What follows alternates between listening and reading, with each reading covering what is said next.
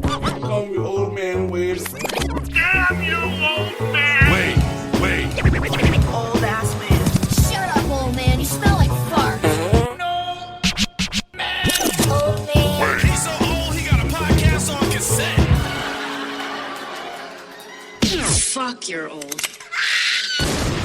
Damn it, Wade. Call me old man Wade. Damn you, old man! Wait. Old ass man. Shut up, old man. You smell like fart. No! Old man. He's so old, he got a podcast on cassette. Fuck, you're old. Damn it, Wade. So I started the show off with Slade saying he had to go grab his cup of coffee. And I really am envious of coffee drinkers because I swear y'all look like the happiest people in the world when you get your first cup of the day. Yeah, we look like heroin patients. Of course we're happy. We just shook off whatever the 12 hours of sleep withdrawal from caffeine is. So it's finally pulsing through our veins. We're starting to come alive. We're vibrating like chipmunks with chainsaws. Of course we look happy. Don't be envious of that.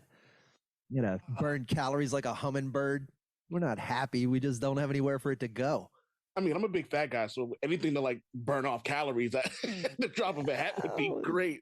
That's the problem. It's not just, if it was just caffeine, like I drink black coffee, right? So if you want to come to that dark side, go ahead. But the problem is you get sucked into that Starbucks funnel. And next thing you know, it's like, it's coffee, so I'm out energetic. And you're like, yeah, but you drank 3,100 calories worth of salted caramel frappa whip or whatever. You're not. So funny story It's about a cake. It really is. So I had a funny story about that with my grandmother. When me and my grandmother used to work together at the Star Market, which is the local East Coast, whatever the fuck, grocery store. She was like, "Hey, just go get me a Mary Lynch." I go, "What is that?" They go, "They'll know." Over there, I walk over there. I walk over to the ice cream place that sold coffee, and I was like, "Oh yeah, I got whatever I got." I was like, "Oh yeah, my grandmother wants a Mary Lynch," and literally it was just them pouring pouring a bunch of coffee in the cup, put the lid in the cup, hand it to me. Isn't that messed up that just a cup of coffee needs its own special hidden menu name at a coffee shop? Isn't that amazing? But it's just so funny because that's her name, and they just knew that like when she walked in there, they was just like, "Black coffee. Don't even trip. Don't even wait for her to get in line. Just make the fucking coffee." So she goes to Dunkin' Donuts. We'll say this is about a decade ago. And she goes, "Can I have a black coffee?" And the person goes, "What's in it? I don't know how to make that." So she goes, "All right, I'll walk you through it." She goes, Respect. "Get the cup." She gets the cup. She goes, "Pour the coffee on it." She pours the coffee, put the lid in the cup and hand it to me. Now hand it to me. And she paid her money and walked away. Didn't say a fucking word. And it was one of my favorite moments ever. Like my grandmother is like my mom. So like almost every bit of my personality comes from her. Like my stubbornness, my goofiness, my love of like when we went to go see movies, it was killing, cussing, comedy, or cartoons. Like, nice. That was it. Like the first movie we saw together was Serial Mom. Wow. All right. So I like her. I like somebody it's far more injurious to do what she did, right? Like if you just say something to somebody and let them know that they're dumb, they know exactly how dumb you think they are. Oh yeah. But if you low key plant that time delayed thing and you walk them through the coffee making and then you just bail, and that person realizes that that they didn't know what coffee was, even though you're at a coffee shop, but they didn't go on record as saying how dumb they thought you were. So you're just left to wallow in your own imagination about how bad you are. And that's some dark magic right there, bro. I love it, man. Like that was. I love that woman.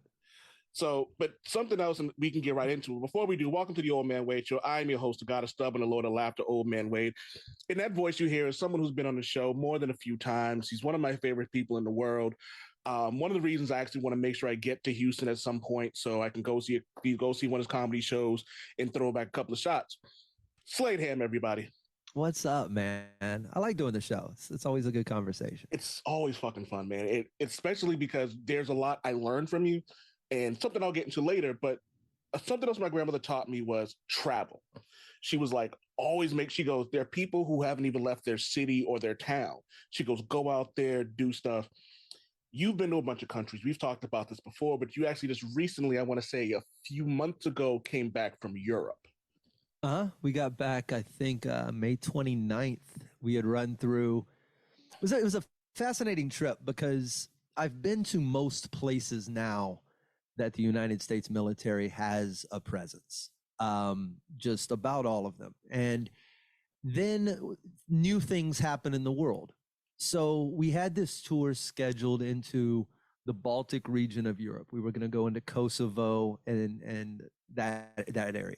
And then all of a sudden the Ukraine pops loose and they start looking at additional dates, and the rest of that region finished. We did Romania and Lithuania and Bulgaria. So we're all in that kind of region. Then they go, well, can you guys go do an extra week or so in Poland? We got some new folks right on the Ukraine border. They don't know how long they're going to be there. Can you guys put on some shows? And that's where my heart starts beating. That's where I get all excited. That's the reason I'm in there. It's fun. I love comedy. Don't get me wrong. Playing for drunk Americans is wonderful. Yeah. But the magic of stand-up is the ability to change this environment from whatever it was to laughter and happiness for a moment. And that's for someone who's deployed to a location that is, and when I say bare bone, like bare bone, tents, you know those party tents you go to when someone throws an outdoor wedding? Yeah. Like the big white ones. Yeah. So they're all at the carnivals. It's that with walls on them, except they shove bunk beds in them and some big AC unit that just blows in there, but there's 20 guys staying in it. And it's just, it's a tough deployment. So we got to go out and they were just some of the most fantastic shows we'd had in a while. And for me, we've been sort of hamstrung with international travel the last, handful of years. So it was really good to just get out and be in some other places for a change. And, you come back and it just shines such a glaring light on this selfish, myopic American view of just everything is so terrible. And you're like, no, it's only terrible here because we don't shut up about it. Like it's other people just go, you know what? Yeah, some stuff sucks, but there's also some cool stuff. And look at that for a minute. Yeah, I've learned a lot of that this last year, not being able to work, and I was like, "Fuck, I miss work." Like, you know what I mean? Mm-hmm. I can't wait to go back. And there's a scene from Lucky Number 11 where the guy goes, "Everyone thinks their grass is green on the other side. I keep my feet on both sides of the fence. This way, my grass is always green." And I was like, I love that, like because it's very true. Like, I have a lot to be thankful for. My wife just passed the NCLEX, so she's officially a nurse now. So that's fucking dope. Our dog got into some shit, but she's still alive. I'm happy about that. Like, the bill sucks, but you know what I mean? Mm-hmm. Like overall, like we're happy, we're healthy. So there's things like that. So, and I'm pretty sure that on the international side of it, you have these soldiers who are like you said, intense. They're either cold as hell or hot as hell. They just can't get up and go and do the things. So getting to see comedy for like 2 hours, maybe 3, that's fulfilling. That's rewarding, fulfilling for them, but also rewarding for you. Well, you're humans, our ability to adjust our baseline is remarkable to me, right? Like the things that are, you and I would say are intolerable to us right now in the context of this conversation, things we wouldn't put up with. If you changed the circumstances, our tolerance would change drastically. If we both fell out of a helicopter in the mountains and we're in the woods, our level of comfort would adjust immediately. Suddenly you could sleep on the ground and in 40-degree temperatures with a fire, and you would learn how to do we adjust to our environments constantly. And that's sort of what I think happens out there. These guys go from wherever they were living to sudden deployment. You're staying in these tents. You're under now your porta potties and showering together and all of the horrible things that come with a deployment and being stuck in a group like that. And if you stay in that mindset too long, right? It's like going to prison, I imagine, in some instances, where if you surrender to these are prison rules, it makes reintegration very difficult. And I think if you surrender to, well, everything sucks, I think it's difficult to remember what the real world was like. So for us going in as comics, we're sort of this injection of, hey, everybody, remember this is temporary. We're all coming back home to do more of this shit. And I'm just here to remind you that this shit still exists. And you shake hands and you laugh with these guys. And it's hopefully in that day, you recharge the battery enough to get them to the next charging station. Do you have any particular, like, speaking of that, like, do you have any particular moments, and we may have talked about this before, or maybe I read it in your book, or I just don't. What's a moment that you will always cherish from going over there? Like, so, like any like personal interaction that you've had that's been like, this is probably why it's like, this is why I do this. So so many. I remember. So the one, and this may have been in the book too, I can't recall, but it sticks with me because I just quit smoking. And this would have been October of 2008 or so. And we were in Iraq. It was me, Sam Damaris. You remember so many details. And we played this place called Sadr City. And it's a little compound in the heart of Baghdad. And at the time, the U.S. military was training the Iraqi police to take over some of the security work in that area. So we're doing this show for all these guys, and it was a really wild night. And then afterwards you go hang out, and I'm sitting with one of this young kid too, and just asking the basic questions, like, what do you do? What's your job here? Blah, blah, blah. Cause they normally like talking about their stuff. And it's just a chance to tell somebody to, what they do that it's new to. It's not the same everyday people. So I said, what do you do? And he goes, man, I man the turret on the convoys. And I go, that's neat. I go, do you like it? He goes, I don't know. Because it's my second day. And I go, oh, okay. I go, like, did you just get here? Or is it like a promotion? He goes, well, he just gets all somber and he goes, a sniper took out the dude who was in it before me. And he just taps out a box of Marlboro Lights and he goes, smoke. And I just, fuck yeah, buddy. Lit one up. And it was kind of that. I've seen so many instances of that level of candor where it's not even, kind of reflecting back to what I was saying a minute ago. It's just like a level of surrender to, this is my life right now. This is where I'm at. This is what happened. It wasn't said with any level of panic and it's this 18-year-old kid who had to be terrified. It's just, I think your mind adjusts. So those are the times where you talk to people and it's a real legitimate connection. I remember, even without talking to people, I remember on that same, was it that trip or was it, I have to look, whatever year, it was either 2008 or 2010, Rise Against put out an album. And on that album was a song called Hero of War. And it's all about, it's somber, man. It's this song about this kid being sold the spiel. Do you want to see the world? We'll show you, blah, blah, blah. And he joins up and he gets over there and he's in war, and this little Iraqi girl is waving a flag, and they said shoot whoever, and he shoots the girl with the flag. I mean, it's a dark song. And I'm listening to this album because it just came out, and I've got it on my headphones, and I'm on a C130 or C17. C17 is the big one. So we're on this big C17, and it's like a big Boeing 747, and the rows of seats are all there, and we're going into Iraq the same way all of the soldiers are, like on that plane, except they're all geared up and they're getting into their seats, and we're there with our dumb backpacks and sweatshirts, and the plane takes off, and I'm listening to this album, and that song comes on. It's like track 8 or something. It's deep into the album, and it's playing, and I'm looking around the inside of this plane, and I'm watching literally like women flipping through their phones, looking at pictures of their kids. And just, it's like this, oh my God, these people are going to that place and they're not coming back for like 9 months. And I'm just sort of like, it's weird to share space and energy with that, where you're like, I'm not going on the same journey you are, but we're sort of taking the same vehicle. And that's scary to me. Like I've never had to look it right in the face. It's what, oh yeah, everybody, you're going to war. See you when you get back, buddy. It's a totally different thing when there's like I can imagine what would be going through my head in a scenario like that, because some of them don't know what the living conditions are like over there. It's so many questions, and what's it going to be like? What are we going to do? Am I coming home? When can I talk to my family? And this was like '08. So I think we were still using calling cards and shit. Jesus. So you just, it's being confronted with that is what makes it so simple to decide to do some of those tours every year. And it's, you know, even if we're not going to it's easy to say yes to Italy and Germany and England and all that fun stuff.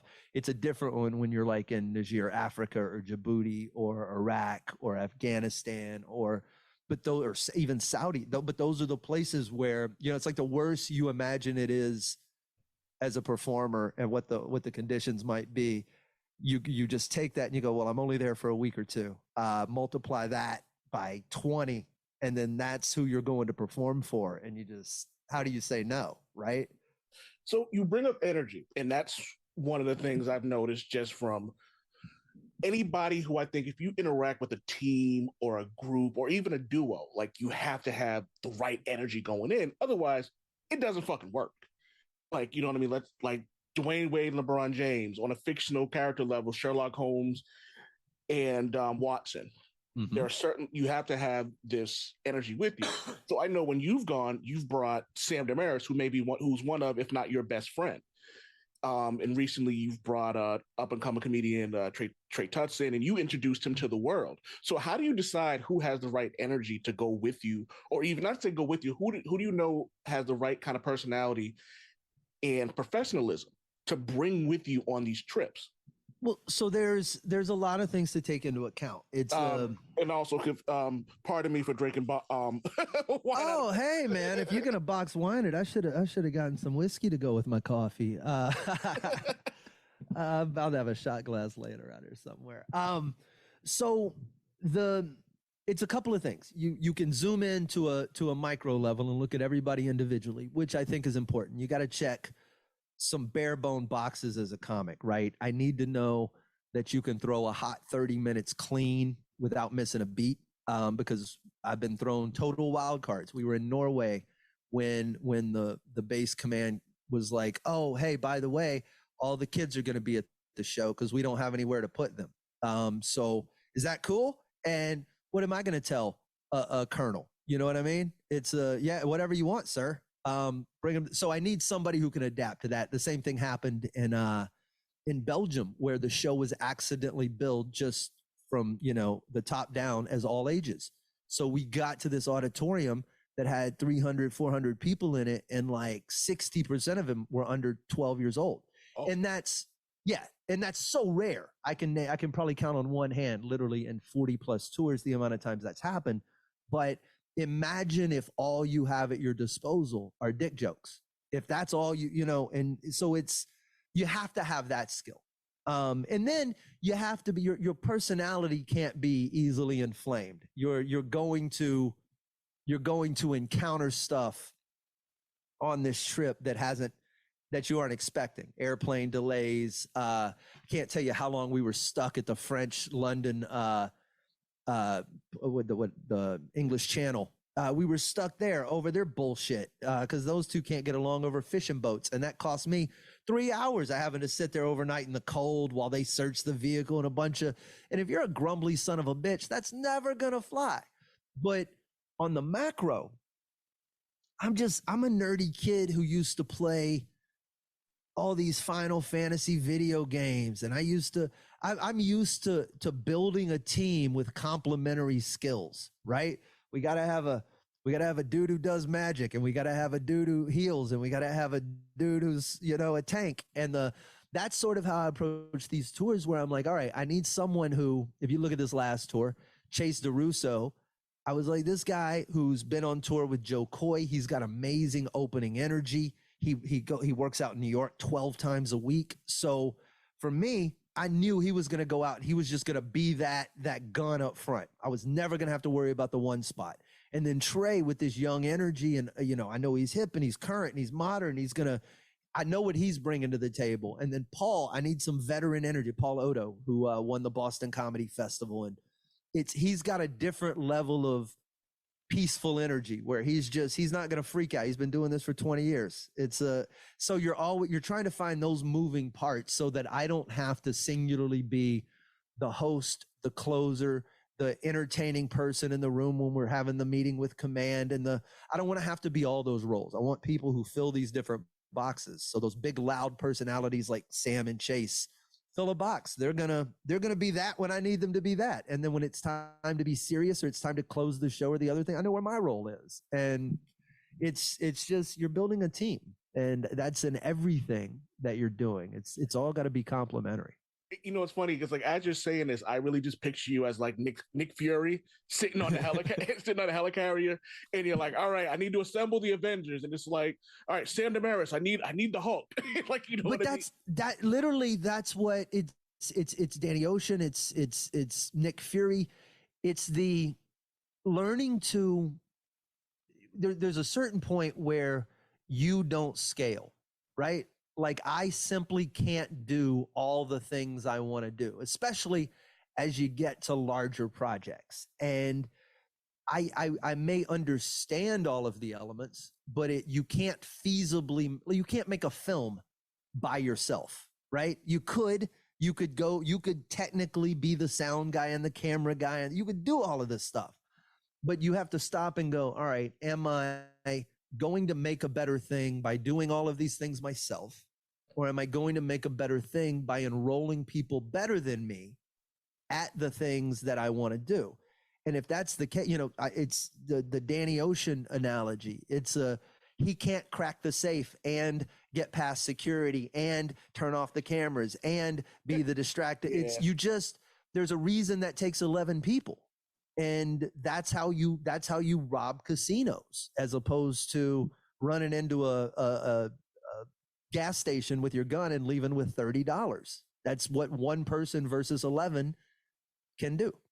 So, and it actually brings up a really good. I love how this is one of the reasons I love doing these podcasts with you, because everything flows into sections and it makes for easy segues.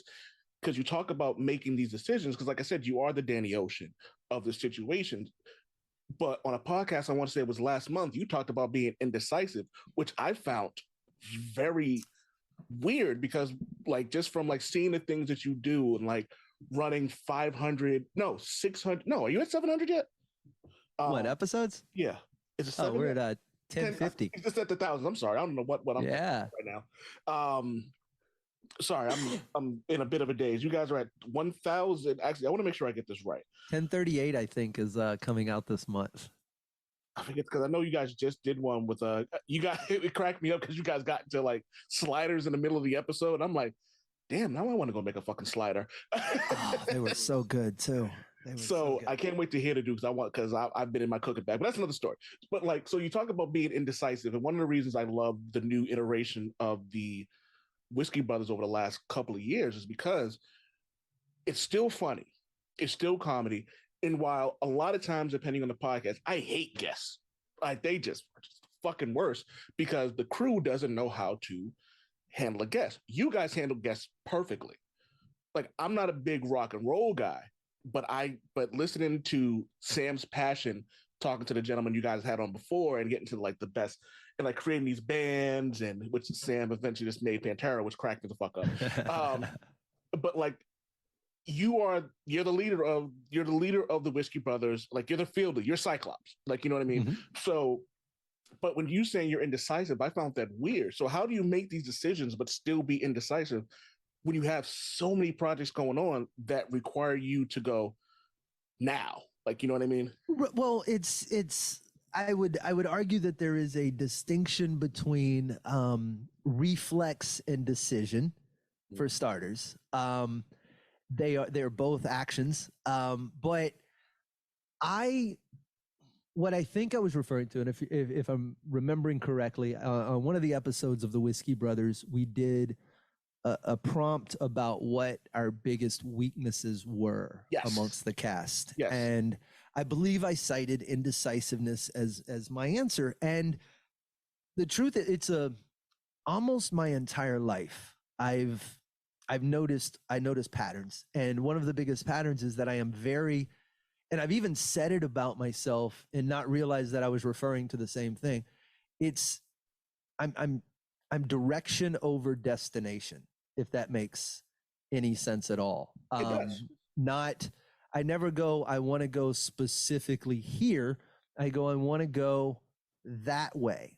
And then I leave a lot of empty space to adjust along the way. And what that does is it causes me to be very indecisive in terms of permanence.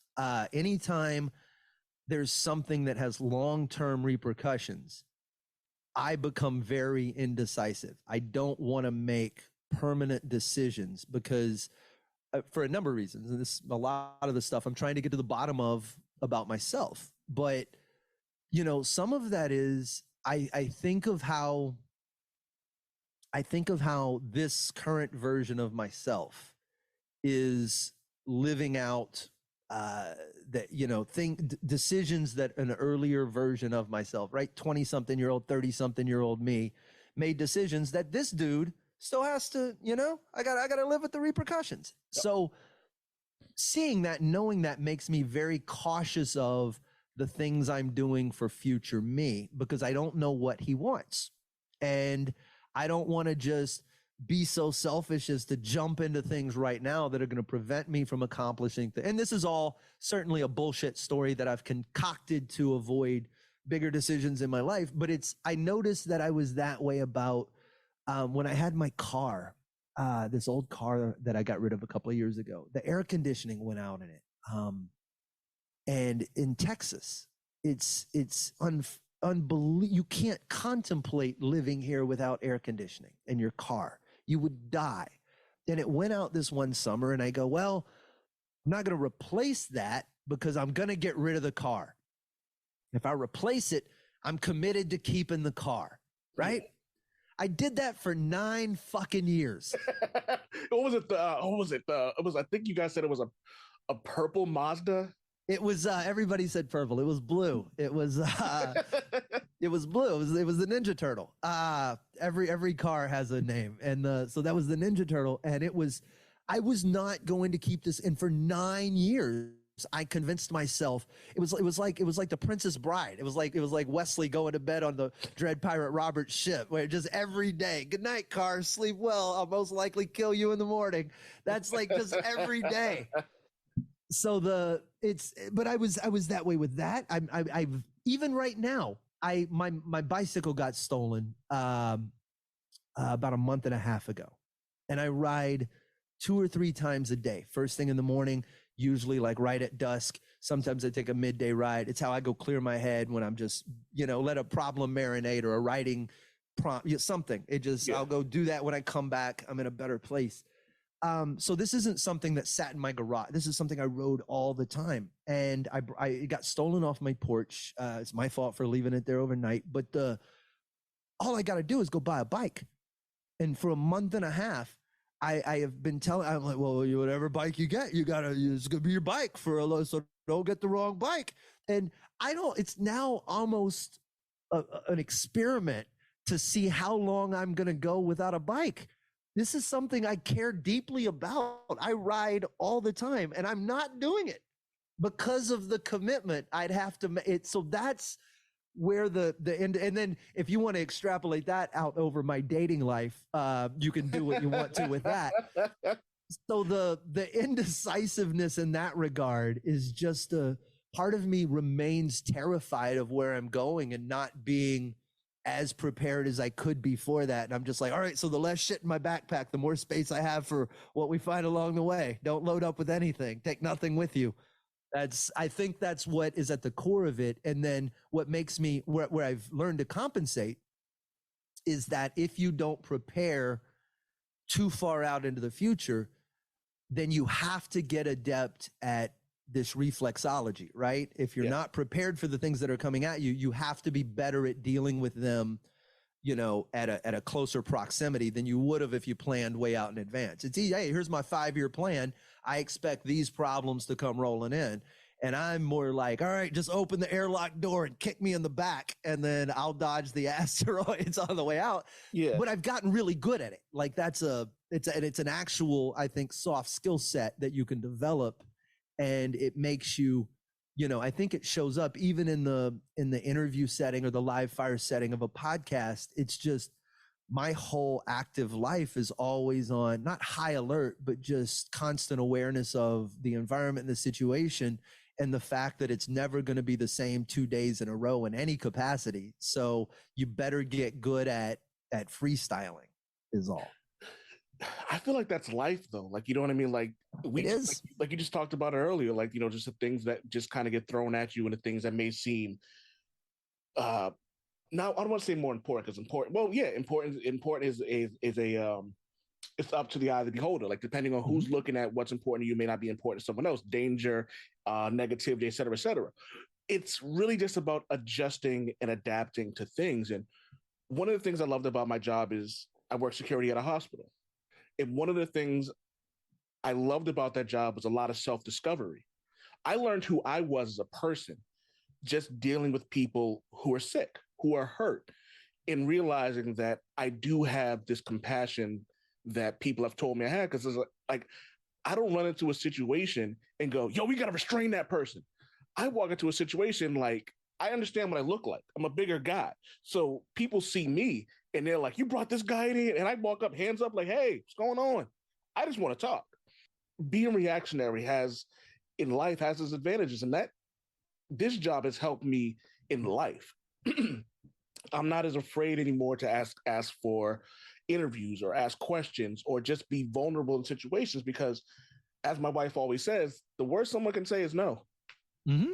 Like, you know what I mean? Especially if it's somebody you don't really give a shit about. Like, why do you care? It's 100%. That ability to adapt is, I cite travel all the time, or I cite travel as a complete solution to a lot of our own ignorance, and how to. So some of what I think are our problems is people are just that we're constantly talking to each other from places that aren't adjacent to one another. So we're not sharing a vocabulary at all. And the things that some people think are crazy and could never happen are commonplace over in the other neighborhood, and vice versa. And when you can't envision these other scenarios, it makes it very difficult for you to have conversations with people who live in these scenarios. And when you get out and you've been to parts of the world where the things we take for granted aren't commonplace, where rolling blackouts happen with regularity, where water's something you have to go get, where plumbing doesn't necessarily exist, where food is cooked over fires in a kit, where all of these things that we're just with microwaves and gas ranges and plumbing and upstairs and elevators and showers and all that's wonderful, and I would not change any of it. That's America, and God damn it, woohoo, I'm part of it. But that's not the whole rest of the world. And I think when you're confronted with that, and you've lived some life like that, and you sleep in some tents, and you sleep on some cots, and you get some dirt in your life. And when you come back and something like a pandemic slams into your car's front end and stops everything, it's no longer, I'm using that as one example. It could just be an odd conversation with someone at a coffee shop. But when these unexpected events occur, you've seen enough stuff that it doesn't feel as foreign.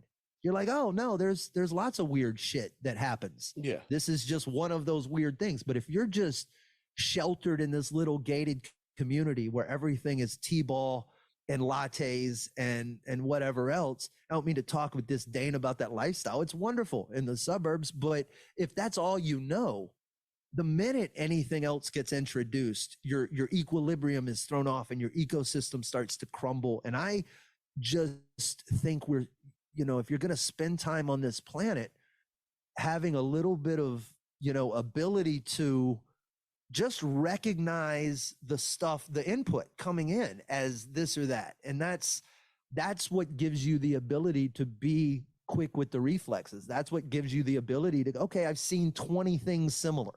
Not this, but I've seen a lot of similar shit. I got an idea of what to do. That's what you're after, I think. This is one of the reasons I don't get racism or just the idea of prejudice, because why wouldn't I want to know more? Like, just on something on something, or even just on something as base as food. I went to Hawaii, best vacation of my life, and I was ordering breakfast, and I always get eggs with cheese. I don't like eggs. I think eggs are the worst things in the world. They're a placeholder for the things I like. Fair. And it's the weakest of the proteins. Oh yeah, absolutely. So I ordered this thing. It was like it was rice, a beef patty, an egg, gravy, and something else. And I wanted my egg with cheese. The waiter was like, "You don't want this with cheese." He goes, "It's gonna just mess up the entire chemistry of everything going on." And he goes, "If you don't like it, I'll take it back, won't charge you, and I'll get it with cheese." And I was like, fuck it, whatever. Tried it and I loved it. Went to St. Thomas. Don't eat fish. I had fish out there because it's different than the fish I'm getting in Boston. Like, you know what I mean? So it's like, and it's like just the culture of people, like learning about why they do certain things. And yeah, but what if you were convinced, what if you'd gone down to the Virgin Islands convinced that the fish in Boston was the best fish in the world, and you'd spent a lot of your time teaching yourself every day, hammering home how good the fish in Boston was and patting your buddies on the back about your Boston fish and his Boston fish. You can't, Boston fish, the best fucking fish. There was so much the best fucking fish. These fucking people down in the fucking islands, they're fucking fish. Fuck these island fish. I got Boston fish. Can I just say that may be one of the best Boston accents I've ever heard in my life. and also for the record, let me say for the record, I can't wait to leave this city. I've said terrible accent. I've said, have you been to Boston? Yeah. So, but here's the thing: if you and your dumb Boston fish got down to the Virgin Islands and they were like, "Would you like to try some of our fish?" You'd be like, "Fuck off with your fucking fish, fuck you." So you wouldn't want to know, because if you tried their fish and that fish was better than your fish, suddenly your whole worldview, you, Mr. Boston Fisherman, has got to go home and go, I don't have the fish I've lived my whole life thinking I have. How great is that though? No, it's terrible. If your whole identity, is hanging on that fish, if that's what so much of, I grew up in it. Like it's the being convinced that where you're from is the best thing in the world, and anything that challenges that, you just don't want to hear, because what if? You know what I mean? What if everything I've based every decision on in my life on, including probably in a racist case some hateful, harmful decisions? Yeah. So what if all of that turns out false? I'm not confronting that shit, bro. Don't answer that door. But you know what's funny is, like, Jerry Wayne is a great example of that. Like, You're talking outliers, though. That's true. But those are outliers. That's not the guy. That's not Johnny Average at the gas station in the pickup truck with the Confederate flag on the back. That's true. But let me rephrase. It's not that I don't understand it. It's just the idea of it, just kind of like, why halt something that may become orgasmic because of something that you like? I don't know. Like, I've always beliefs are fragile, important things to people. And the more you repeat them to yourself, and it's, if you look at the loudest racists, if you look at the most volatile of our fringe, right? Those people aren't low key. They don't sit back and just seethe on the inside. They repeat this story so many times that you can't possibly get out from under it. It's why I always, there's a big, I'm talking about it on the next episode of The Experiment, but my absence from social media has been driven a lot by some of the identity that I see formed just by people taking what seem like innocent stances online. But when you put something into print and you put something into photographic, I wouldn't say evidence, but by adding a frame to your photo, there's so much declaration that you can't go back and delete. So it's kind of like being pot committed, where you're like, well, I've said this so loudly and so many times that if I don't say it again, if I say the opposite, people are going to think I'm not consistent, and no one looks at that as growth. They just go, I'm going to get kicked out of the community, because you're part of something when you when you join a team like that. So there's a lot of delicate psychology at play there. There's a few things. Well, there's two things in particular, and you brought up again another segue. There's two things I've learned. One, the tagline for my show has always been, "I'm happy in my hypocrisy." I know who I am. Like, there are things that 1990s Mark loved that he doesn't love anymore. I haven't used the F word for the homosexual community in about a decade. Mm-hmm. It's just not something that I use anymore. It's like, it's a harmful and hateful word. I don't use it. If you go back on my Twitter, I'm pretty sure I said it. I'm not that person anymore. We had this conversation on the last podcast we did. Secondly, when it comes to social media, I hate Facebook. It is one of the most deplorable places in the world, and people find it funny that I'm more comfortable on Instagram and Twitter. I go, oh, I block people like Hakeem Olajuwon in this bitch. I was like, words, people. If you're just gonna add anything negative to my life, if it affects my peace, I don't want any part of it. I have no problem doing it anymore. Mm-hmm. A buddy of mine wants to do an episode, and I said, yeah, I'll introduce the episode. I'll introduce the cast who's going to be on there, and then I'm taking off, because the conversations y'all want to have, while it is an important one, it's not going to help me in my peace. So therefore, I cannot have this conversation. And he was telling me about what he wants to do, and I was just like, yo, I don't care. It's like, I just don't care about any of this. I was like, I understood where he was coming from, and I agreed with him, but I was like, I'm not going to have this conversation specifically because I'm going to ruin some friendships. I'm going to ruin some connections. And I'm also going to get angry.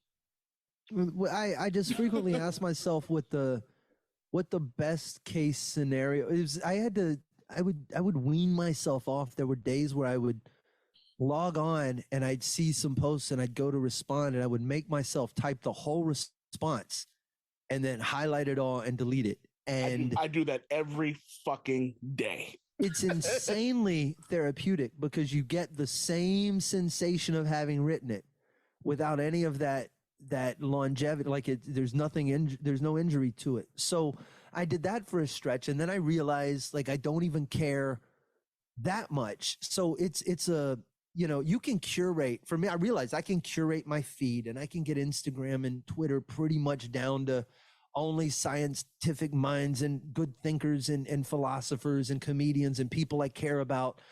But then that's a daily maintenance. And then I've got to go block these people. And then I've got to go, and I go, what do I really gain? And now it's work. It's beyond work. It's tedious. So what am I getting in exchange for all that work? And it's just the exchange of a couple of ideas, right? Like the net. What I actually pull out of that is maybe 2 or 3 real things a week for all of the noise that I have to sift through to get there. And I go, is there another way for me to get that? It's what was I getting? I was getting the occasional movie or TV or entertainment suggestion that I didn't know about. When Mark Hurtado turned me on to RRR, some things like there've been some. I can't. Yeah. So but little things like that, where I realized there was a surrogate for it. I would just start a different pipeline of conversation. I would have group text messages with certain people and more actual analog on the phone conversation with other people. And I've weirdly replaced all of the things informationally and entertainment wise and everything else that I was getting from social. So, I don't know that it's permanent, but it's for right now. It feels very liberating to not be stimulated by the exact same things that are prodding the rest of the world, it seems. And I just want to, just so I can say this, like social media literally has become mental slavery, because it's like you get, like, unless you're getting something out of it, like all you're doing is working for free. Like all, like Facebook and Meta, whatever the fuck it's called now, like you're paying them for your work. I kind of pop in. For me now, it's been like I pop in, I have some fun, I hop out. If I wasn't, like, my writing numbers are going to be what they are for the website that I write for, regardless of if I post it on social media. Now, on the flip side of that, I've met a lot of really great people on social media. So it's one of those things where it's a gift and a curse when it comes to that. But then that becomes, not to interject, it's if you just look at everything as the machine as it's working, then that really is the only way to do the things you're trying to do. If you look at it as a need that needs to be fulfilled, which is this need for networking and meeting people, it's the look for analog versions of those things, right? Where can you network? It's one of my dear friends, Adam Taylor, a fantastic director, and helps produce a number of video projects that I'm working on. He, because of the cesspool of social and trying to do things in that capacity, turned around, he's putting on a filmmakers steak night once a month, and 40 and 50 filmmakers show up from Houston, from everybody from the lowest PA to directors and producers, and just cinematographers who are made, and they're literally sitting down and having steak and pinballing around in these groups, and it's 4 hours of drinks and hanging, and it's that to me is so that's more effective than a month's worth of Facebooking. I agree, done properly. I agree 1,000%. It's my co-host and one of my closest friends in the world. He always says, he goes, I hate talking on the phone. I'd rather get together and have a conversation in person. He hates text messaging. Me and my wife, we used to go at it via text messages. And then one day we decided, never again. If we want to have a discussion, we're going to have it in person. And so for me, it's something that I've learned a lot this year about.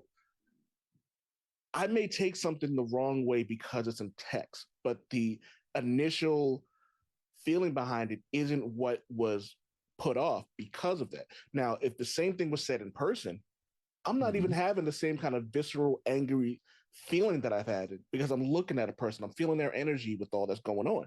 So it's this, again, here comes the curse with social media, is because you only have an X amount of characters that have these conversations. You only have an X amount of time to do this, as opposed to if you're sitting next to somebody.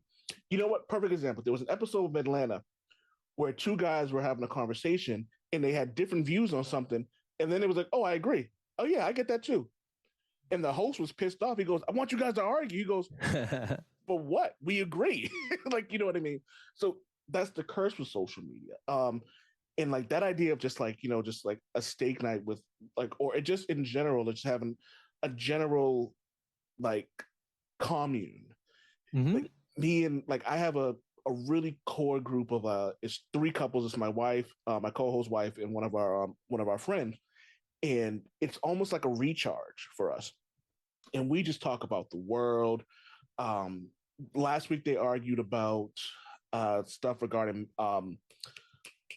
medical insurance and stuff like that in America, and the terminology and stuff. But at the end of it, everyone was fine. There was no anger towards that. One day I was so fucking high, I didn't speak for 2 hours. And no one bugged me about it. They was like, you cool? I was like, yeah. But like, no one really cared because everybody was in a safe space. And that's, oh my God, this is one of the things I love about, and one of the things I love about interacting with people, and not necessarily in person, like the conversation we're having now, we can see each other. Like, you know what I mean? So it's different. But let's move on, because we can talk about this shit all day. Let's talk about the stuff you're doing. You said you have a science, as of now, you have it's the you have the Whiskey Brothers, obviously, in the thousands of episodes, which is funny because I don't know if you guys actually still count the episodes, because I feel like it's just like, welcome to the Whiskey Brothers episode, and I remember there's one episode you're like, how do you say like 10, 30 something, or you just like, whatever, it is what it is. There's Is This Thing On, which I love. It's because it's completely different from everything. It's a comedian game show, and as you described it, as what's that line, or Whose line is it anyway? Whose line is it anyway? Which is fucking great. But there's actually winners and losers, and people who come back to like quote unquote defend their title, if you want to call it that. But you also have, you mentioned earlier, I think it's the Slade Ham project. The Slade Ham Experiment. Slade Ham Experiment, which I haven't watched yet, and I didn't even know it existed until like a few weeks ago. And I'm like, I was on YouTube, and I was like, the fuck is this? a very soft launch.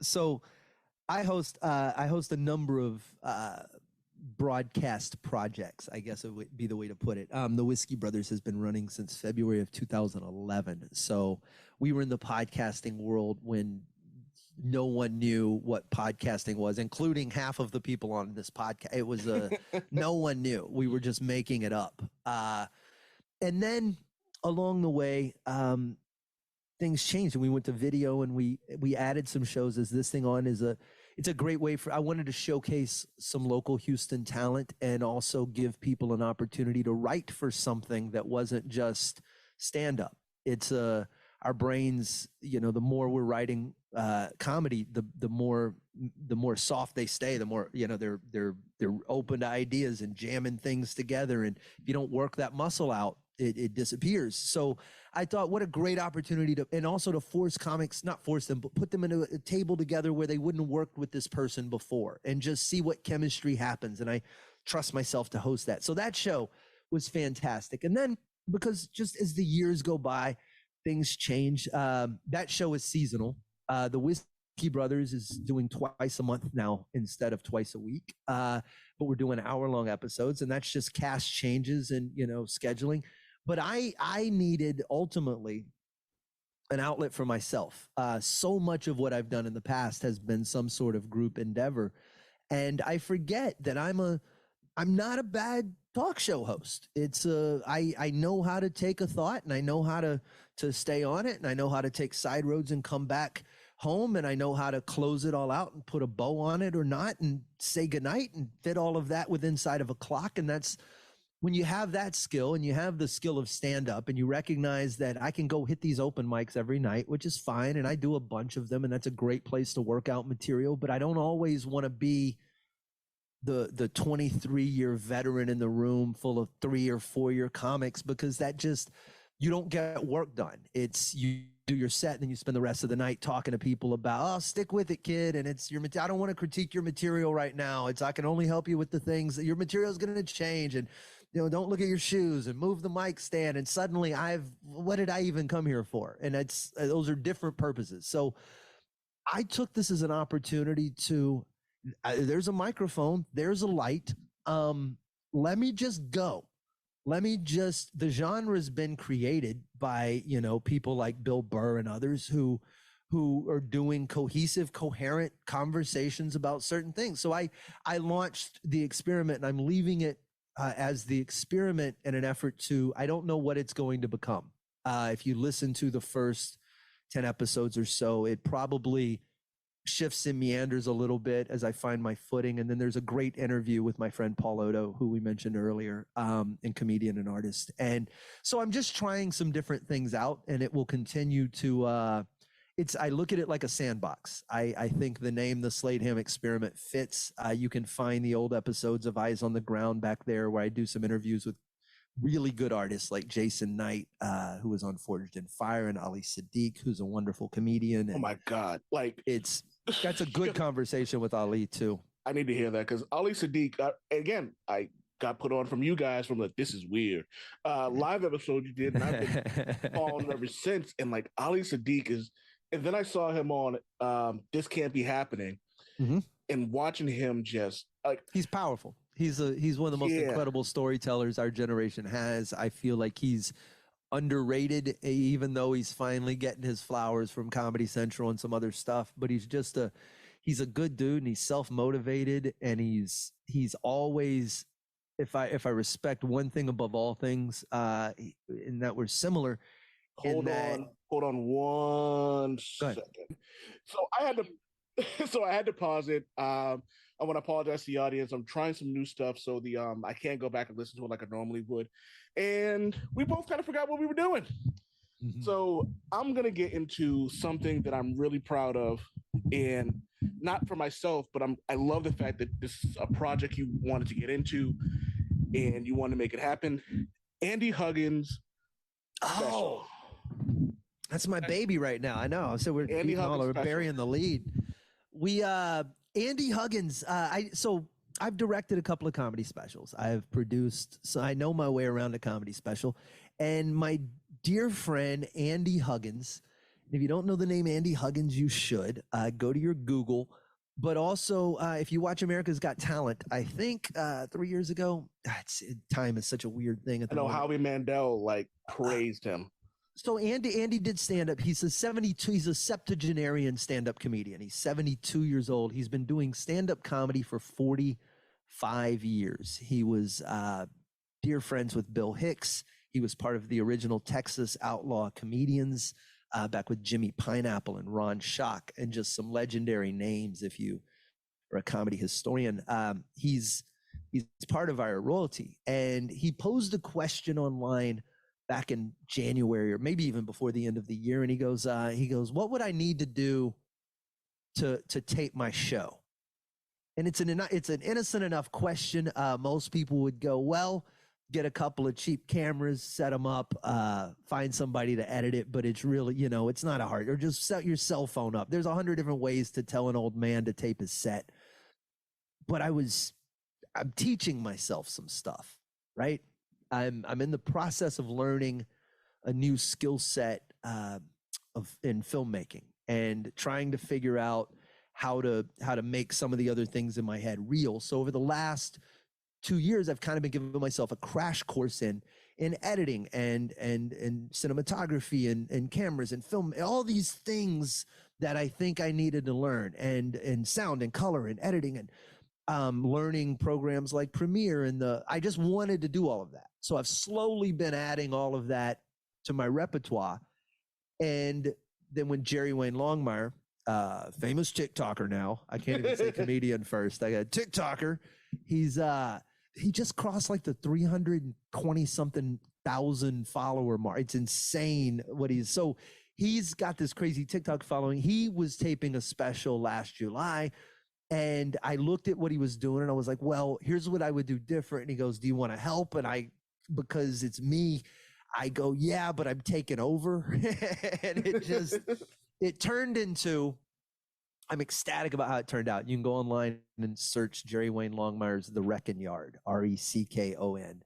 I'll make sure I add that. Yeah, post the link. We shot on Blackmagic 6Ks, which are good cameras, but they're not cinema quality at all. So we were kind of limited in the shots that we had, and I only had 3 angles to work with, but it came out wonderfully. So when Andy posed this question, I went, well, I'd like to take one of these beginning to end. I produced the Whiskey Brothers one, but I didn't direct it. I finished Jerry's, but I didn't have it from the jump.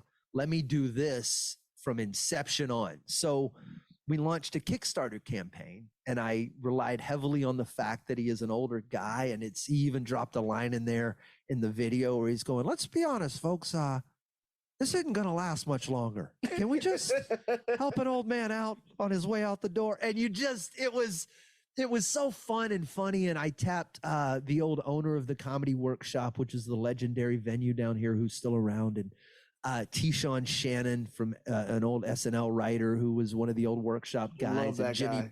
guy. Damn it, Wade! Yes, the bear, the Bears. He's a famed SNL sketch writer. And then Jimmy Pineapple, who was, right there it was him and Hicks and Huggins the whole time. So I got to interview these guys and have them talk about that era. And we used that to launch the Kickstarter campaign, and we raised a significant amount of money. And then we rented out this beautiful theater here in Houston, where Tig Notaro shot a special in it. Her special that's on Netflix right now, I think, was the last comedy special shot there. And then Chingo Bling did his Netflix special there. So the venue is prime for this. And we built a beautiful set, and the crowd, we sold out the room. And I'm not kidding you. And it's all shot on incredible cameras and lenses. I mean, it's all incredible quality. But more than anything, I don't think I've ever seen something. It's like going to a ballpark and the pitcher throwing a no-hitter, and you're like, that doesn't happen. What are the odds that I was here for this? And I just finished the first rough assembly of the special, and Andy watched it last night for the first time. So that's where we are in the process. And I've been mucking with this thing for about a straight week.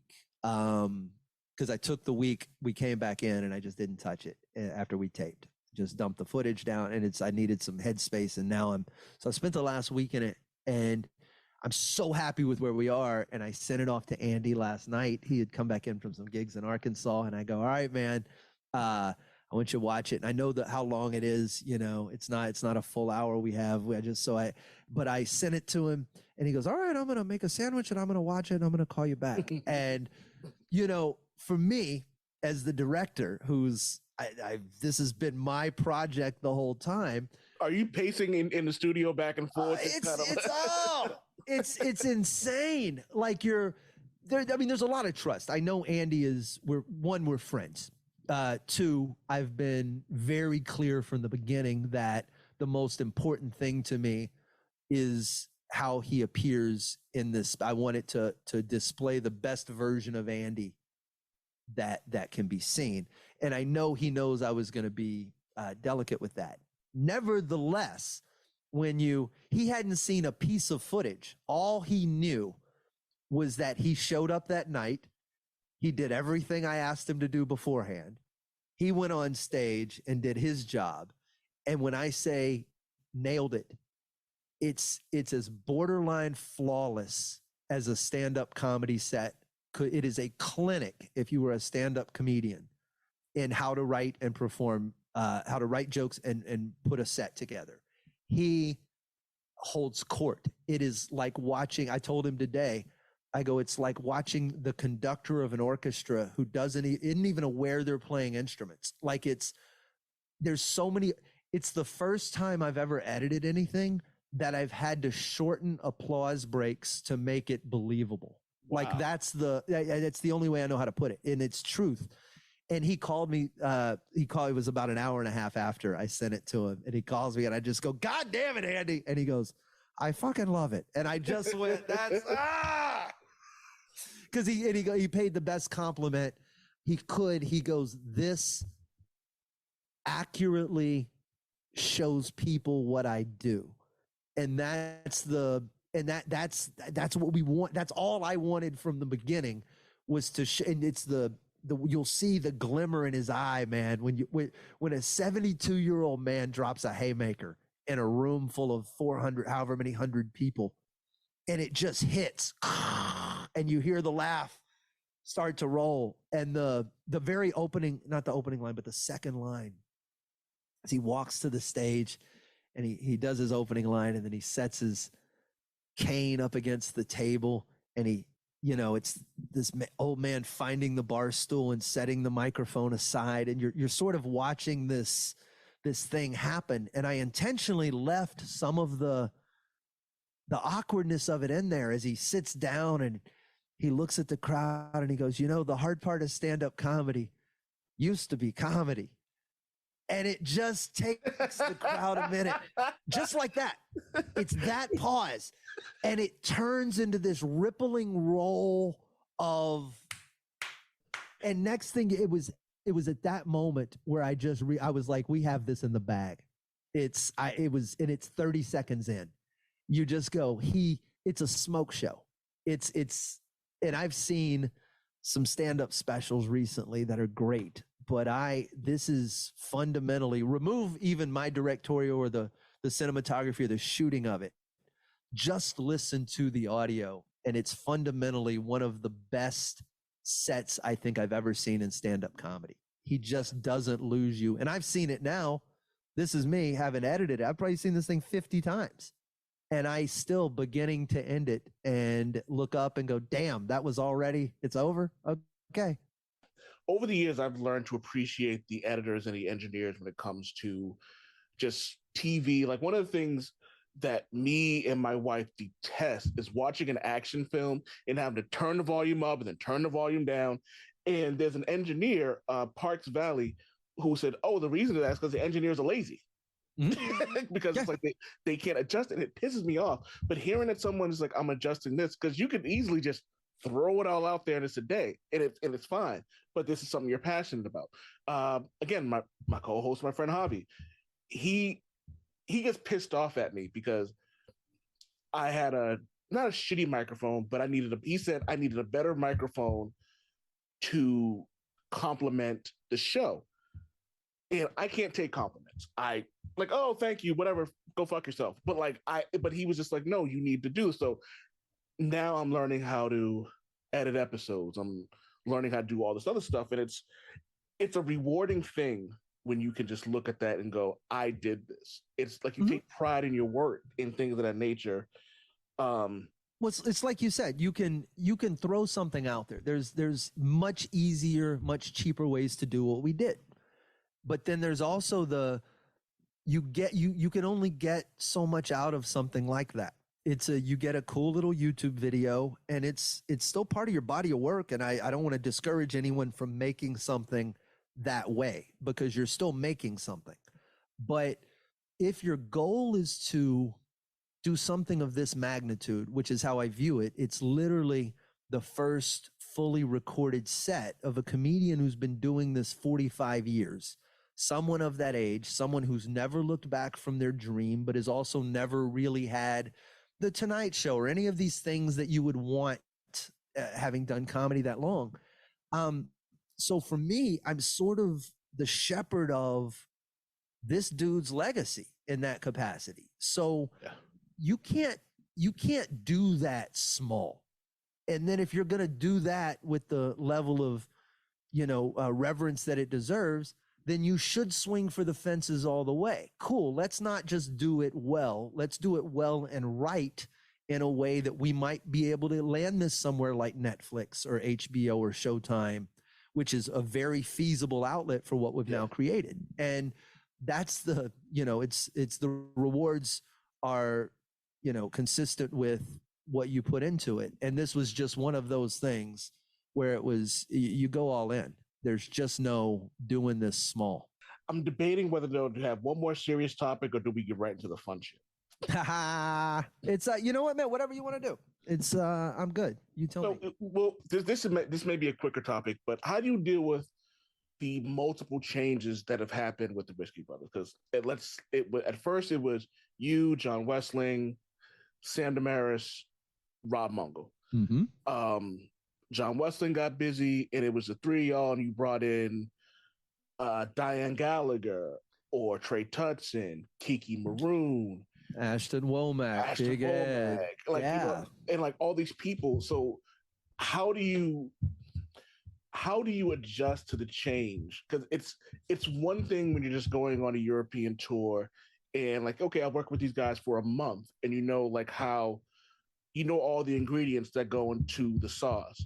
But now you have to record with these guys. Now it's once a month, but it's two times a month. Episodes come out 2 times a month, but like, you know what I mean? But that's still more than what you would normally have to do. So how do you adjust to the ever-growing changes that goes into all that? I like to stay back in the spirit of the reflex conversation we were having earlier, and how I'm not willing to look too far out into the future. I like to keep my big goals in the 3-year mark and not go too far past that. And then on a smaller level, I sort of just try to stay ahead of the avalanche. I always assume that this change is coming. That's when you've hosted a podcast for 11 years, and I have a stack. I'm looking at them right. 1, 2, 3, 4, 5, 6, 7. There's 8 shot glasses of former official members just in the time that I've hosted the podcast, not to mention the 3 of us that are still here. So I just accept that avalanche is coming. And if I'm constantly just a little bit ahead when cast members leave, like Dale Cheeseman or Trey Tutson or whoever else, I'm just already there. Okay, well, I've mentally entertained 3 or 4 other people sitting in that seat. I'm not caught off guard when you step out, and it's maybe you won't step out. And I've just entertained the thought but I'm always running simulations of what if, and not for, I'm afraid he's going to leave. It's just they're literal thought experiments of, I think I have thoughts for what if Sam and Jerry both left tomorrow? What would the pivot be, or what would the plan be, or would there be one? Or so I probably burn more mental energy than I should, but I'm always running those kind of what if scenarios so that when something happens, I've just somewhere in there, okay, I've entertained an option or 2. Let's see what's in the bag. Because you can't do something like this with any sort of rigidity. You can't be, this is the cast, and this is how the cast is going to be. And if any one of those components leaves, we're all shattered. You got to stop. You got to be way more bendable than that to be part of something this dynamic. Yeah. And one thing I do love, and this is, I think, something that a lot of other groups and shows do that you have not. Nobody on your show has ever trash talked someone who's left for whatever reason. No. And I love that about it because one of the 3 most recent leaves, you had Kiki, then Trey, then Rob.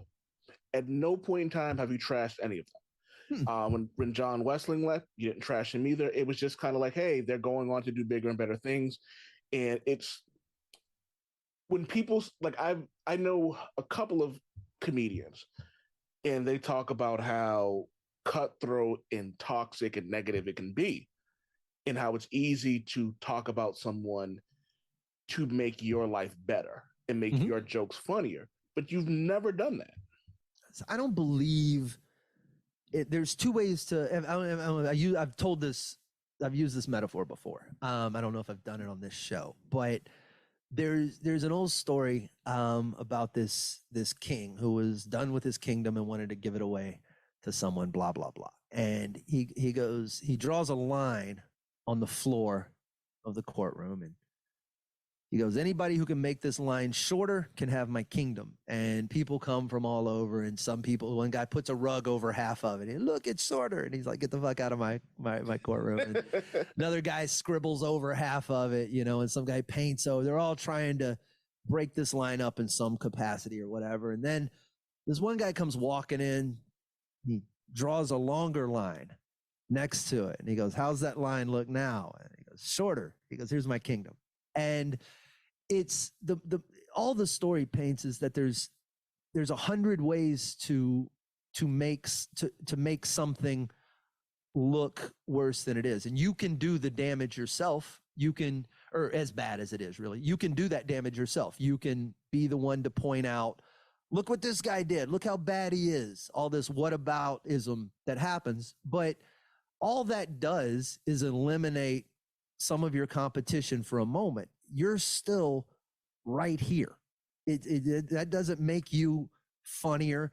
Me trashing people who have left, and in many instances, it would be pointless. I'm still very good friends with all of them. But in any capacity, trashing someone who left just to make the show look better in their absence is like it's just going to be ineffective. To the people who don't know that person, it doesn't matter. To the people who do know that person, you're now making them question their judgment of that person. And none of that makes the show any more listenable. It's very weird to think that would have any place on a show. So every time we've lost a member, we've just kind of pivoted, and it's always been with the intent of, okay, what can we make with these ingredients now? What's the best thing we can do?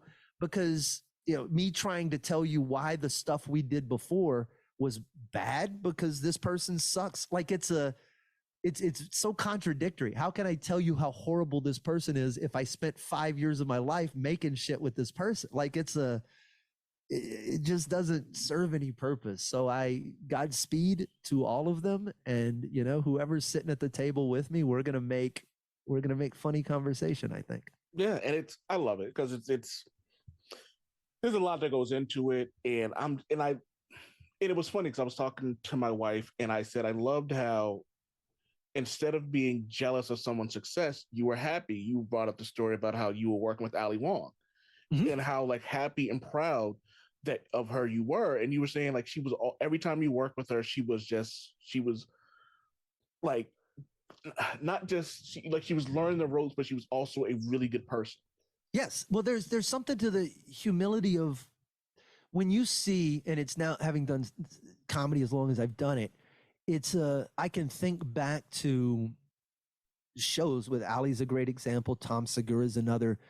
People that I worked with at points in their career when, they were kind of where I am now, which is, in some instances successful and happy and doing all the stuff you want to do, but also right on the cusp of making some of the great things you want to happen and having them right. So seeing them in that sort of airlock between good and great, if that makes any sense, and seeing how somebody like Ali handled it with not just poise, but also like true love for the game. Hey, it doesn't matter what's around the corner. Right now, we're in a half full room in San Antonio and it's us, and we're going to make a great show happen. Yeah. And that's good energy in a green room. So when I see people like that, or my friend Mo Amer, who's he's in the new Black Adam movie and he's been touring with Dave he Chappelle is? He's in the trailer. He's in Holy shit. Matter of fact, is it the 18-wheeler? I've only seen the trailer once, but it's in the desert and he's dressed in, I guess it's his Middle Eastern garb.